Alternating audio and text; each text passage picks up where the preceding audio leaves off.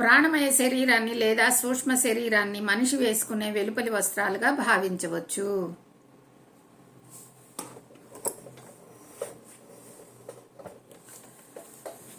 ఇప్పుడిక ఇంతకంటే మొరటుగా దట్టంగా ఉండే శరీరం అవసరం అవుతుంది.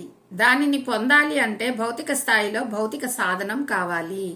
మరో విధంగా చెప్పాలి అంటే ఒక స్త్రీ ఒక పురుషుడి సహాయంతో ఒక బిడ్డకు జన్మనిస్తుంది. ఈ కొత్త భౌతిక శరీరం ఆ ఆత్మ గత జన్మల్లో వేసుకున్న కర్మలకు తగినట్టుగా ఏర్పడుతుంది. మిగిలిన శరీరాల్లాగానే ఈ భౌతిక శరీరాన్ని మనిషి ధరించే ఓవర్ కోట్తో పోల్చుకోవచ్చు. కాబట్టి మీరు కనపడే ప్రతి మానవుడు వాస్తవానికి ఒకదానికి లోపల మరొకటిగా 3 శరీరాలను ధరించి ఉంటాడు. మనం చూస్తున్న రూపమే మానవ శరీరం అని అనుకుంటాము. ఈ శరీరం ఒక్కటే ఉందని అనుకుంటాము. దీనికి లోపల ఇంకా 2 శరీరాలు ఉన్నాయని చెప్పి చెప్తున్నారు. అయితే ఈ వెలుపల భౌతిక శరీరం దళసరిగా ఉండటం వల్ల లోపల ఉన్న మిగిలిన 2 చూడలేకపోతున్నాము. ఇది మందంగా, ఎందుకంటే వేడిని తట్టుకోవాలి, చల్లదనాన్ని తట్టుకోవాలి, మరి గాలి వీచే గాలులు పట్టి మనం ఈ దృఢంగా ఈ శరీరాన్ని ఉంచుకోవాలి. కాబట్టి ఈ శరీరం దృఢంగా ఉంటుందన్నమాట. దీనికి లోపల ఉండే చాలా పలుచగా మన కంటికి కనిపించని సూక్ష్మ రూపంలో ఉంటాయి. కాబట్టి అవి ఎవరికి కనపడవు. ఇంకా లోపల 2 మనకి సూక్ష్మ రూపాలు ఉన్నాయి అన్నమాట. మనిషి చనిపోయినప్పుడు జరిగేదల్లా ఏమిటంటే ఈ వెలుపలి తొడుగును వదిలేస్తున్నాం. భౌతిక శరీరాన్ని వదిలేశాక కూడా మనిషి ఇంకా ఉన్నాడు. ప్రాణమయ మనోమయ శరీరాలు ఇంకా ధరించే ఉంటాడు. ఎప్పుడైతే ఆత్మ అనేది బయటికి వెళ్ళిపోతుందో ఈ లోపల ఉన్న ఆ 2 శరీరాలను ఆత్మ తొడుక్కొనే ఉంటుంది. ఈ భౌతికమైన ఈ బయట ఉన్న దళసరి ఈ శరీరాన్ని అంటే ఈ కోటుని వదిలేస్తుంది తప్ప ఆ 2 తగిలించుకొనే ఉంటుందంట. ప్రాణమయ మనోమయ శరీరాలు ఇంకా ధరించే ఉంటాడు. ఇప్పటికీ వెలుపల ఉన్నది ప్రాణమయ శరీరం, దాని లోపల మనోమయ శరీరం. మరణాంతరం నిజానికి ఏం జరుగుతుందో చెప్పబోయే ముందు ఈ శరీరాల గురించి మనం కొంత చెప్పుకోవాలి. మనం భౌతిక నేత్రాలతో చూసే భౌతిక శరీరం ఏదైతే ఉందో ఆ భౌతిక శరీరం చాలా దళసరిగా ఉండే భౌతిక పదార్థంతో తయారవుతుంది. మనం పైకి కంటికి కనిపించే ఈ భౌతిక శరీరం దళసరిగా ఉంటుంది, దళసరి పదార్థంతో తయారు చేయబడుతుంది. భౌతిక శరీరానికి కొంచెం తక్కువగా దళసరి ఉండే ఎథిరిక్ డబుల్ ఉంటుంది. ఇది మనిషి బ్రతికి ఉన్నప్పుడు భౌతిక శరీరాన్ని వదిలి చనిపోయినప్పుడు కూడా చాలా ముఖ్యంగా పాత్రను పోషిస్తుంది. అయితే నివాస యోగ్యమైనదే శరీరం అనుకుంటే మాత్రం ఇది అటువంటిది కాదు. ఎప్పుడు కూడా మనం దీంట్లో ఉండలేం కదా. ఏదో ఒక రోజు ఇందులో నుండి మనం బయటికి వెళ్ళిపోవాల్సిందే. అది కంటికి కనపడదు.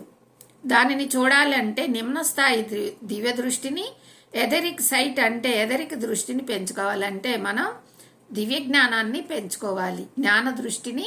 జ్ఞాన దృష్టితో చూడటం నేర్చుకోవాలి. అంటే ధ్యానం చేయాలి. ధ్యానం చేసి ఎప్పుడైతే మనం అంతర్ముఖ ప్రయాణం చేస్తామో అప్పుడు ఆ దివ్య చక్షుల ద్వారా అంటే లోపల ఉన్న శరీరాలను కూడా మన సూక్ష్మ శరీరాలని చూసుకోవచ్చు. ఈ ఎథరిక్ శరీరం ఏ పదార్థంతో అయితే చేయబడిందో ఆ పదార్థం మన నరాల చుట్టూ ఆవరించి ఉంటుంది. కరెంటు గురించి ఒకానొక భావం ఏమిటని చెప్తుందంటే కరెంటు వైరు లోపల వైరు వెంట కాదు ప్రవహించేది, ఆ వైరును ఆవరించుకొని ఏ ఎథరిక్ పదార్థం అయితే ఉన్నదో దాని వెంట ప్రవహిస్తుంది అని. ఇప్పుడు కరెంటు ఉంది చూడండి, పైకి వైర్ ఒక్కటే కనపడుతుంది, అది దళసరిగా ఉంటుంది. ఎందుకు?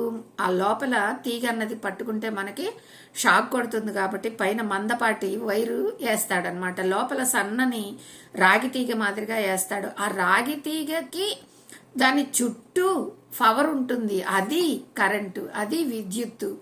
ఒట్టి తీగను పట్టుకున్నా మనకేం అవ్వదు, కానీ అది కరెంటుతో అనుసంధానం అయినప్పుడు మాత్రం, విద్యుత్తుతో అనుసంధానం అయినప్పుడే అది మనకి షాక్ కొడుతుంది అనమాట. అట్లాగా ఆ తీగకి లోపల ఉన్న రాగి తీగ చుట్టూ ఏదైతే ఒక తరంగము అనేది, ఒక విద్యుత్ అనేది ఎలా అయితే ఉంటుందో అలాగా మన శరీరం లోపల భాగంలో అట్లాగా ఉంటుందన్నమాట. నరాల చుట్టూ పైన పేరుకుపోయి ఉండేది ఈ మానవ శరీరం, పైన మనం చూస్తున్న దేహం అన్నమాట. లోపల అంతర్ముఖంగా ఉండేది ఆత్మస్వరూపం, అంటే అది కంటికి కనిపించదు అనమాట. ఈ విషయంలో కూడా ఇది నిజమే, నరాల చర్యల విషయంలో కూడా ఇది నిజమే. నరాల ప్రవాహం తెల్లని భౌతిక నరాల వెంట కాదు ప్రవహించేది, దానిని ఆవరించి ఉన్న ఎథరిక్ పదార్థం వెంట. నరాలు కట్ అవుని అనుకోండి, మనకి ఇంకేముంది, నరాలు కట్ అయిపోయినాయి, ఇతడికి ప్రాణం పోయిద్ది అని అంటారు. కట్ అయ్యేది నరం కాదు, దాని చుట్టూ ప్రవాహంగా ఉన్న ఎథరిక్ అనమాట. అది అనమాట పవర్ అనమాట, అది విద్యుత్ లాంటి పవర్ అనమాట. అది కట్ అయిపోయింది అక్కడ.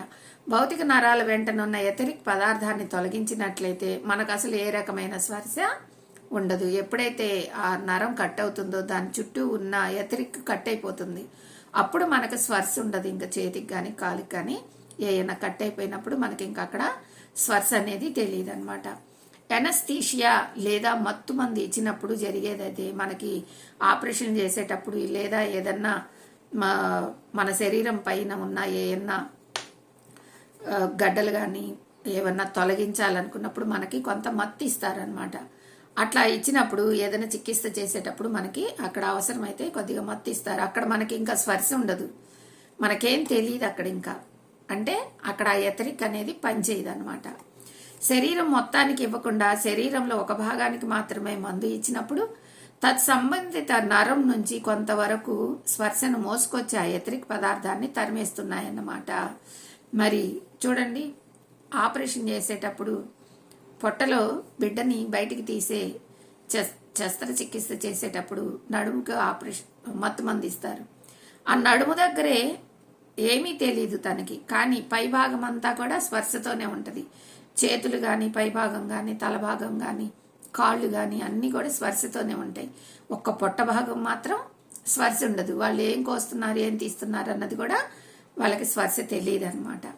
మరి ఈరోజు స్వాధ్యాయం ఇది ఫ్రెండ్స్. ఇంకా రేపు మనం ఈ ఎథరిక్ గురించి, ఈ సూక్ష్మ రూపాల గురించి ఇంకా రేపు మనం చదువుకుందాము. Thank you friends. ఈరోజు స్వాధ్యాయం ఇది. Thank you friends. Thank you.